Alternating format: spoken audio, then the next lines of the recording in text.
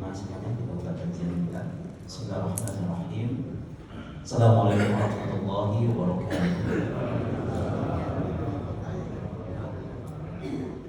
Innal hamdalillah nahmaduhu wa nasta'inuhu wa nastaghfiruhu wa nastahdi wa na'udzu billahi min shururi anfusina wa sayyiati a'malina. May yahdihillahu fala mudilla lahu wa may yudlil falan tajida lahu waliyyan mursyida.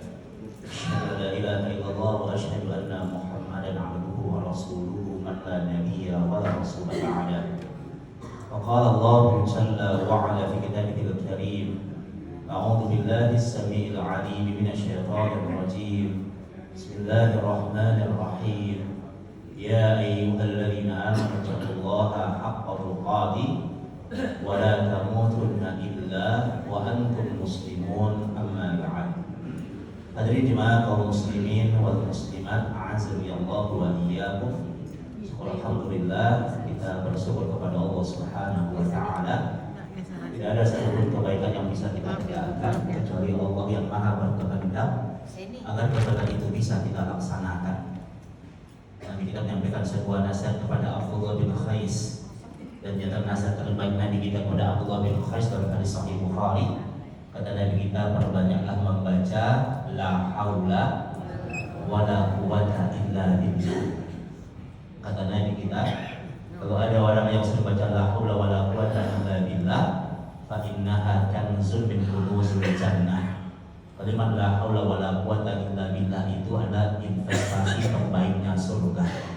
Maka kita tahu makna dari la haula wala quwwata illa billah adalah tidak ada daya upaya, tidak ada kekuatan apapun melainkan atas kehendak Allah Subhanahu wa taala. Kibarus sahabat Ibnu Mas'ud radhiyallahu taala anhu memberikan sebuah makna dari kalimat la haula wala quwwata illa billah adalah, kata beliau, la haulatu bi maksiatillahi illa bi usmatihi. Orang itu tidak akan pernah bisa terhindar dari maksiat kecuali Allah yang menghalanginya. Wala quwwatu bi ta'atillahi illa bi ma'unatihi. Dan orang itu tidak akan pernah bisa menegakkan ibadah, tidak akan pernah bisa menegakkan ketaatan kecuali Allah yang menolongnya. Nah, jadi hari ini, subuh hari ini kita bisa melaksanakan ibadah subuh berjamaah, dan kita bisa duduk sejenak bersabar, bertamasya di taman-taman surga, di majelis al-ilmu. Semua itu nggak akan pernah bisa kita laksanakan kecuali Allah yang menolong kita. Maka kenikmatan yang pertama yang patut kita syukuri adalah ketika kita masih dihidupkan oleh Allah dalam ketaatan kepada Allah. Ini kenikmatan yang terbesar ya Bapak Ibu ya. Makanya Syekh Muhammad bin Shalih Al-Utsaimin mengatakan nikmat ketaatan itu, kata beliau, adalah nikmatun 'azimatun minallah. Nikmat yang sangat istimewa yang hanya Allah berikan kepada hamba-hamba pilihan Allah. Inilah yang membedakan nikmat taat dengan nikmat dunia, nikmat harta, nikmat jabatan. Di hadis Sahih Muslim Nabi kita mengatakan sallallahu alaihi wa sallam, Nabi kita, yu'tillahu dunya may yuhib wa man lam yuhib. Dunia itu, harta, jabatan itu Allah bagi rata kepada semua makhluknya. Ya, yang beriman dikasih harta sama Allah, yang kafir juga dikasih harta sama Allah. Ya, yang sholat dikasih harta sama Allah, yang tak sholat juga dikasih harta sama Allah. Yang rajin ke masjid dikasih harta oleh Allah, yang tak pernah ke masjid boleh jadi hartanya lebih banyak daripada yang rajin ke masjid. Kenapa? Karena dunia itu bukan ukuran kemuliaan. Tapi ukuran kemuliaan itu ketika kita dihidupkan dalam ketaatan, maka rawat ketaatan kita. Dan semua kenikmatan yang Allah berikan itu akan ditanggung jawab kita di hari akhirat nanti. Makanya keberkahan hidup itu ketika nikmat bertambah, ketaatan bertambah. Ada sebuah kalimat yang terbaik yang disampaikan oleh Al-Imam Abu Hazim rahimahullahu ta'ala di kitab Hilyatul Awliya. Kata beliau, kullu ni'matin la tuqarribu ila Allah azza wa jalla fahiya badiyatun. Kullu ni'matin, setiap kenikmatan yang tidak membuat seseorang dekat dengan Allah, bertambah nikmat tapi tidak bertambah ketaatannya kepada Allah, fahiya badiyatun, maka itu sebuah bencana yang sedang Allah hadirkan. Jadi kalau bertambah kenikmatan tapi tidak bertambah ketaatan seseorang kepada Allah, baliyatun, itu bencana yang sedang Allah hadirkan. Maka Masya Allah, ini menjadi sebuah tuntutan kepada kita. Bertambah usia kita, bertambah nikmat kita dari Allah, mudah-mudahan semakin bertambah ketaatan kita kepada Allah Subhanahu wa taala. Amin ya Allah ya rabbal alamin. Selawat dan salam kepada Nabi kita yang mulia, Nabi Muhammad sallallahu alaihi wasallam. Mudah-mudahan tercurahkan kepada para keluarga beliau, kepada para sahabatnya, dan kepada kita umatnya yang mudah-mudahan tetap terus istiqamah berjalan di bawah naungan Al-Quran dan As-Sunnah yang beliau bawa. Jemaah semuanya, alhamdulillah senang hari ini saya bisa silaturahim. Ini kali pertama saya hadir di Masjid Darul Ma'arif. Tapi beberapa jemaah mungkin pernah ikut beberapa kajian yang saya isi. Dan alhamdulillah sebuah hari ini bisa bersilaturahim. Saya tinggal dekat ya di Jati Asih. Saya lahir besar di Ranah Minang, orang Padang asli ya. Jadi tidak hanya orang tua orang Padang, tapi lahir besar di Ranah Minang ya, melalui Rosa yang lainnya. Alhamdulillah hari ini kita bisa kebaikan itu ketika bahwa mukmin, ketika landasannya dia beriman kepada Allah Subhanahu wa taala. Maka ingat konsep ketika orang-orang kemudian dia berbuat baik karena Allah, maka inilah mukmin yang sempurna di hadapan Allah Subhanahu wa taala. Jadi landasan dia menegakkan kebaikan itu ikhlas karena Allah, dan kemudian kebaikannya itu tidak menyimpang dari sunnah-sunnah Nabi yang mulia sallallahu alaihi wasallam. Kata para ulama, ketika kita berbuat baik karena Allah Subhanahu wa taala, maka tentu ini harus kita perjuangkan. Jadi menjadi orang baik itu tidak akan pernah baik-baik saja. Jadi menjadi orang baik itu butuh diperjuangkan, dan itu butuh keistiqomahan. Jadi ingat, Allah menciptakan kita ke muka bumi ini memang dalam rangka kita berlelah-lelah dalam kebaikan, bercapek-capek dalam ketaatan. Ya. Di kitab Tabaqatul Hanabiyah dan kitab Maqasidul Arsyad, Imam Ahmad itu didatangi oleh muridnya. Imam Ahmad itu berada di Baghdad, kemudian muridnya datang dari Khurasan. Didatangi oleh muridnya. Kata muridnya, "Khassatuka minal Khurasan wa as'aluka 'anil mas'alah." Dia datang dari negeri yang jauh dari Khurasan, dan kemudian dia bertanya tentang satu persoalan kepada gurunya yang bernama Imam Ahmad bin Hanbal. Dan yang dia tanyakan, kata dia, "Ya Imam, mata roha, wahai guru kami, kapan kita istirahat? Ya, dunia ini melelahkan. Ya, dunia ini perjuangan itu benar-benar melelahkan. Kapan kita istirahat? Ibadah itu melelahkan. Tapi sebaik-baiknya lelah itu lelah dalam ibadah. Dan kapan kita istirahat?" Dia tanya tentang mata roha, ai di mana mata yajitul mu'min ta'mur roha. Orang yang beriman itu kapan merasakan nikmatnya istirahat? Maka dijawab oleh Imam Ahmad, kata beliau, istirahatnya kita, kata beliau, inda awwali khadami yad'uha fil jannah. Istirahatnya kita, kata beliau, kalau kaki kita sudah napak di surga. Masya Allah ya. Jadi kapan kita istirahat? Kalau kaki kita sudah napak di surga. Jadi kalau antum kakinya masih napak di bumi, jalan masih napak ya Pak ya. Kalau masih napak di bumi, Nabi itu berkali-kali bersendawa dia. Nabi marah sama dia, kata Nabi, "Qof'anna," kata Nabi, "menyingkir dari kami," kata Nabi, menyingkir dulu. Diusir dia sama Nabi. Dan Nabi sampaikan sebuah hadis yang mulia, kata Nabi, "Inna aktsarahum sib'an fid dunya wa aswalahum ju'an yaumal qiyamah." Kata Nabi, orang yang sering kekenyangan di dunia akan menjadi orang yang paling lama laparnya di akhirat. Insya Allah. Ini saat kondangan bagus dibacain hadis ini Pak ya. Iya. Boleh makan kenyang, boleh kalau makan kenyang ya, yang nggak boleh kekenyangan berlebihan. Kalau makan kenyang, nah itu dianjurkan supaya kita lebih kuat untuk beribadah. Boleh Pak. Tapi kalau berlebihan ini yang dilarang. Ya, berlebihan itu ini yang dilarang. Maka ketika Allah mengatakan innallaha la yuhibbul musrifin, Allah itu gak cinta sama orang-orang yang berlebihan. Maka di antara perkara berlebihan itu ketika perkara itu melebihi porsi kita. Jadi sesuatu yang melebihi porsi kita itu termasuk berlebihan. Dan Al-Imam Ibnu Qayyim mengatakan di antara makna berlebihan itu adalah ketika orang membeli sesuatu. Perhatikan ini. Sekarang kan orang lebih senang pakai barang-barang branded gitu ya. Wah. Perhatikan ini kaidah dalam perkara-perkara kepemilikan harta. Kata para ulama termasuk makna berlebihan. Al-Imam Ibnu Qayyim mengatakan dalam risalahnya, termasuk makna berlebihan yang tidak dicintai oleh Allah ketika orang memiliki sesuatu, dia memiliki sesuatu, dan ketika dia memiliki itu, maka manfaat dari sesuatu itu lebih sedikit manfaatnya daripada nilai, daripada harga yang kemudian dia beli. Jadi dia beli sesuatu yang mahal, tapi sesuatu itu ada sesuatu yang sedikit manfaatnya. Jadi nilai yang dia keluarkan, biaya yang dia keluarkan itu tidak sebanding dengan manfaat yang dia dapatkan.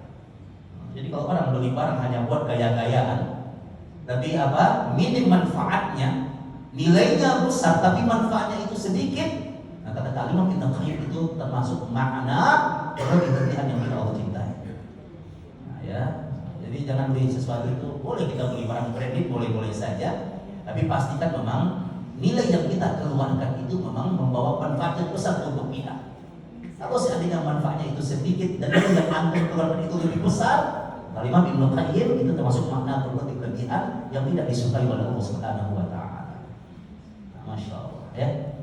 Nah ini, maka ingat kenapa agama kita memberikan sebuah arahan terhadap perkara-perkara ini, karena memang dunia ini bukan surga kita. Dunia tempat kita berjuang dalam kebaikan. Ya, dunia tempat kita bergerak dalam ketaatan. Pahami? Ya. Makanya kita dituntut dalam menjalankan kebaikan itu dituntut untuk bersabar. Allah katakan kepada kita, a'udzubillahi minasyaitonir rajim, ya ayyuhalladzina amanu sabiru wasabiru warabitu wattaqullah. Ya, Allah katakan wahai orang-orang yang beriman, bersabarlah. Wasabiru, jadilah orang yang penyabar. Kalau menyimak dalam penjelasan yang saya oleh Syekh Muhammad bin Shalih Al-Utsaimin, isbiru yang pertama itu maknanya adalah kalian harus bersabar untuk tidak bermaksiat kepada Allah. Jadi menahan diri untuk tidak bermaksiat kepada Allah itu Pak, itu butuh kesabaran. Ya, tidak terjerumus dalam kemaksiatan itu butuh kesabaran. Ibnu Umar mengatakan radhiyallahu taala anhu, kata beliau, perkara kenapa orang-orang dahulu itu takut bikin dosa. Kenapa mereka takut bikin dosa? Ya, kata Ibnu Umar, para sahabat ketakutan bikin dosa karena dampak yang terbesar dari dosa adalah, dosa itu dampak terbesarnya adalah izalatu minal lazzati fil ibadah. Dosa itu dampaknya adalah dosa itu menghilangkan kenikmatan lezatnya ibadah. Jadi kalau orang nggak bisa move on hatinya dari dosa, maka dia nggak akan pernah merasakan nikmatnya khusyuk dalam sholat. Dia nggak akan pernah merasakan nikmatnya membaca Al-Quran. Dia tidak akan pernah merasakan nikmatnya berzikir. Tidak ada satupun perkara di muka bumi ini yang membuat seseorang terhalang dari nikmatnya, lezatnya ibadah, kecuali terhalangi karena dosa-dosanya. Nah, kita dituntut untuk bersabar, untuk tidak bermaksiat kepada Allah. Kemudian sabiru. Sabiru itu maknanya kata saya Muhammad bin Shalih Al-Utsaimin rahimahullah taala adalah bersabar dalam ketaatan. Jadi kan ada butuh kesabaran, Pak. Antum duduk seperti ini, ya, mendengarkan al-ilmu syar'i ini butuh kesabaran. Ya, menegakkan ibadah subuh-subuh di waktu gelap, kita berangkat ke masjid ini butuh kesabaran. Istiqomah 5 waktu di masjid ini butuh kesabaran. Ibu-ibu mentaati suami itu butuh kesabaran. Suami menafkahi istri bersabar dengan kelakuan istrinya ini butuh kesabaran. Ya. Makanya orang-orang yang bersabar itu adalah jalan kebaikan untuk menuju surganya Allah Subhanahu wa taala. Lihat ujian orang-orang terdahulu, Pak. Imam Ahmad mengatakan, kata beliau, dunia ini darul imtihan, dunia itu kita diuji oleh Allah. Beliau juga mengatakan dunia darul bala, dunia tempat kita diberikan musibah dan bencana oleh Allah. Jadi ingat kata beliau, jalan surga itu adalah jalan ujian, jalan perjuangan. Bahkan sama Tuhan yang ini diambil besi yang begitu panas, besi itu hari ini itu dibangun di atas punggung perjuangan mereka. Ini yang patut untuk kita syukuri. Makanya malu hari ini Pak, kalau seandainya kita sholat masih terlambat umpamanya. Orang itu nyawa yang dia korbankan untuk dia bisa sholat. Ya, malu kita hari ini kalau kemudian hari-hari kita masih malas untuk membaca Al-Quran. Kita bercapek-capek dalam berlelah dalam kebaikan, bercapek-capek dalam ketaatan, kita tegak dalam kebaikan ini. Ya, kenapa? Karena dunia ini bukan surga kita. Bapak dan Ibu, masuk surga itu enggak gratis. Masuk surga itu bukan majanan, bukan gratis. Surga itu mahal. Simak dan coba riwayat At-Tirmidzi. Kata Nabi sallallahu alaihi wasallam, "Ala inna sil'atallahi ghaliyah." Kata Nabi, ketahuilah harga yang Allah tawarkan untuk kalian itu sangat mahal, ghaliyah, harga yang tinggi. Jika kita memiliki dunia dan seisinya, itu tak cukup untuk membeli emperan surga. Tinggi harga surga itu. Ya. Ala inna sil'atallahi ghaliyah. Dan harga tinggi itu bernama surga. Surga ini hanya bisa kita miliki ketika Allah mengampuni dosa kita. Wasyari'u ila maghfiratin min rabbikum wa jannatin. Ketika Allah ridho dengan amalan-amalan kita, dengan cara itu kita memiliki surga. Maka mumpung kita masih hidup di dunia, maka jangan pernah lelah dalam kebaikan. Ya. Kita kumpul sekarang di sini. Ada sebuah perkataan yang terbaik dari Imam Ibnu Katsir. Ketika beliau mendidik murid-murid beliau, kata beliau, saat kita duduk di majelis ilmu seperti ini, kumpul kita sekarang di sini, kata beliau, tahukah kita, di saat kita kumpul sekarang di sini, di saat ini juga kata beliau ada miliaran ahli kubur minta balik ke dunia. Kita kumpul sekarang di sini. Di saat ini juga ada miliaran ahli kubur minta balik ke dunia. Permintaan mereka yang setiap saat itu diabadi dalam Al-Quran Al-Karim. Allah yang cerita kepada kita. Ahli kubur itu tiap saat dia bilang sama Allah, qala rabbi rji'un la'alli a'malu salihan fima taraktu. Ya Rabb, balikin kami ke dunia ya Allah. Kami ingin beramal soleh ya Allah. Kami menyesal terhadap perkara ibadah yang pernah kami tinggalkan. Fima taraktu. Mereka menyesal. Maka mumpung kita masih hidup, maka maksimalkan dalam kebaikan, bercapek-capek dalam ketaatan. Karena dunia ini Allah jadikan untuk kita tempat kita bergerak dalam kebaikan dan ketaatan, dan insya Allah kita memetik hasilnya nanti di hari akhirat di surga Allah Subhanahu wa taala. Amin ya Allah ya rabbal alamin.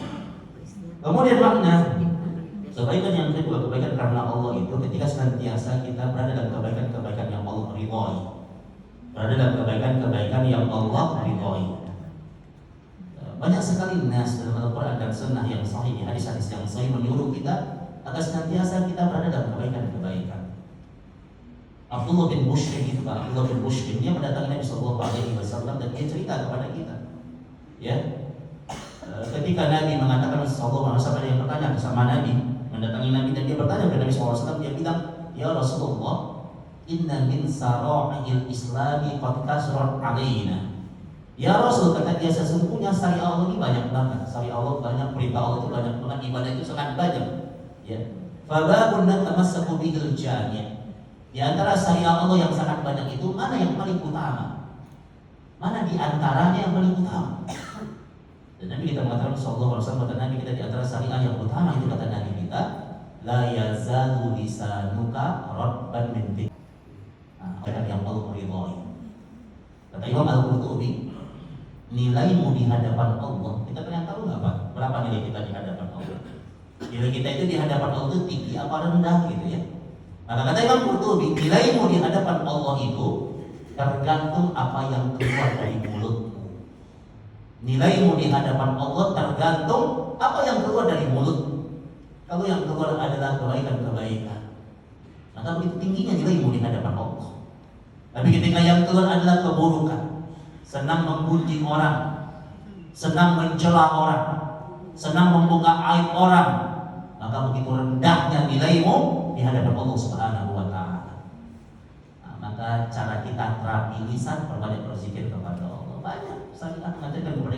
dalam hadis-hadis yang sahih, zikir-zikir yang ringan di lisan, berat dalam timbangan. Perbanyak baca la haula wala quwata illa billah. Di hadis sahih Bukhari Nabi kita mengatakan apa? Itu kalimat kunci di antara kunci-kunci surga, kan sudah kunuzul jannah, investasi terbaiknya surga. Kata Nabi kita perbanyak membaca subhanallahi wa bihamdi subhanallahil azim. Ya, ini nasihat Nabi kepada siapa? Kepada Abu Hurairah.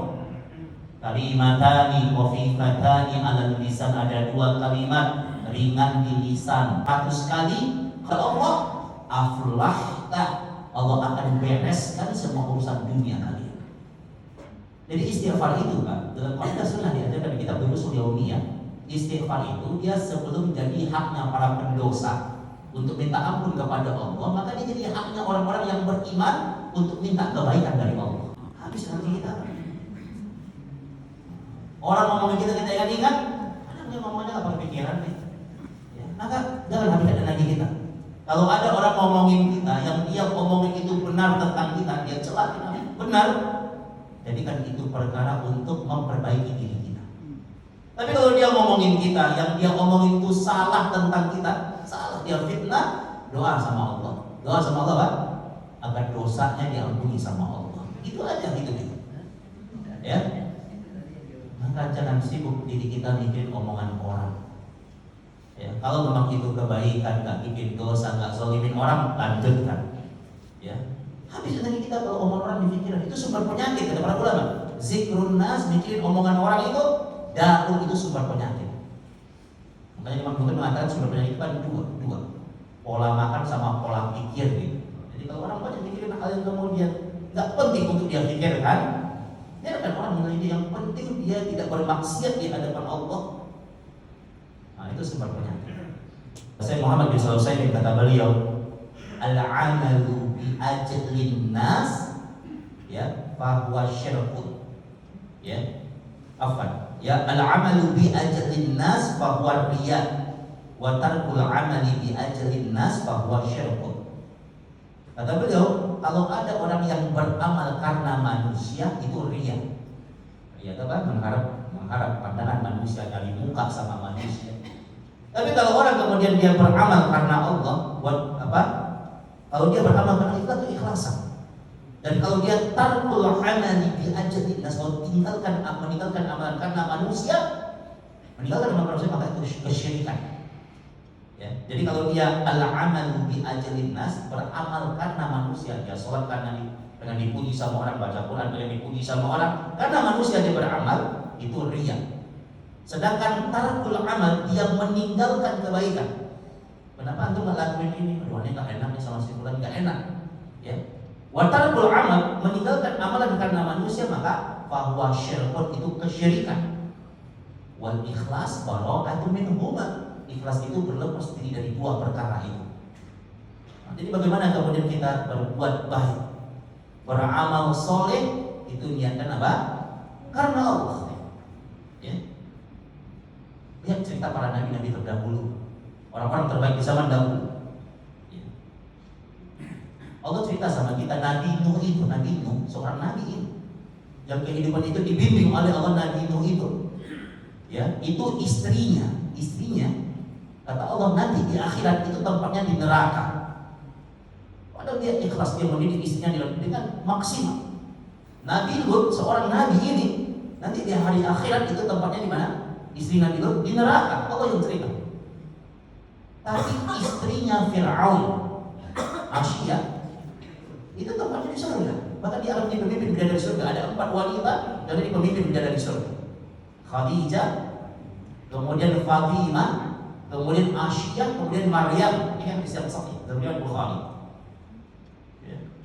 Lihat bagaimana kemudian Asia diperlakukan dengan zalim oleh suaminya, tapi kemudian dia tetap berbuat baik kepada suaminya.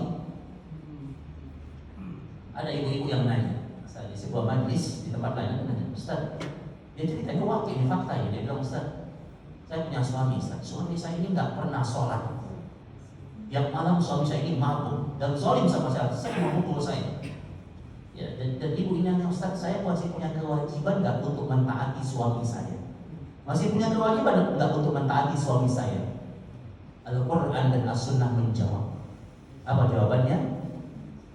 Ibu-ibu tetap wajib mentaati suaminya pada hal-hal yang ma'ruf, pada hal-hal yang baik. Ibu-ibu tetap wajib mentaati suaminya. Ibu-ibu tetap wajib, tapi transaksi kita menjadi kecil pahalanya, bahkan tidak bernilai pahalanya. Tidak boleh, itu karena niatnya.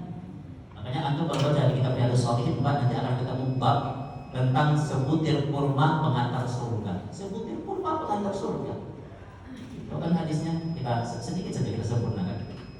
Jadi Aisyah itu cerita, kata Aisyah, ja'atni miskinatun. Ada seorang wanita miskin masuk ke rumah. Aisyah bilang dia miskin bukan untuk menghina dia, Pak, tapi untuk memperjelas hadis ini kepada kita. Wanita miskin itu datang, dan wanita miskin itu kata Aisyah, walaha ibnatain. Dia itu bawa 2 orang putrinya. Dia membawa apa? 2 orang putrinya. Kenapa dia masuk ke rumah Aisyah? Dia minta makan dia. Dia lapar, 2 hari belum makan, wanita itu dan anaknya. Kata Aisyah, di rumah kami nggak punya apapun, kami di rumah kecuali talata tamarot. Kami cuma punya 3 butir kurma. Dikasih sama di rumah Nabi itu. Tapi Nabi dalam surga sedekah 1 butir kurma. Makanya dalam riwayat Muslim Nabi kita mengatakan, ittaqunna walau bisyikki tamratin. Takutlah kepada neraka walaupun dengan bersedekah setengah kurma. Antum ada 1 kurma, antum belah 2 itu sedekah itu. Kalau itu ikhlas karena Allah, dia mau disesuaikan karena Allah, maka itu bisa boleh mengantarkan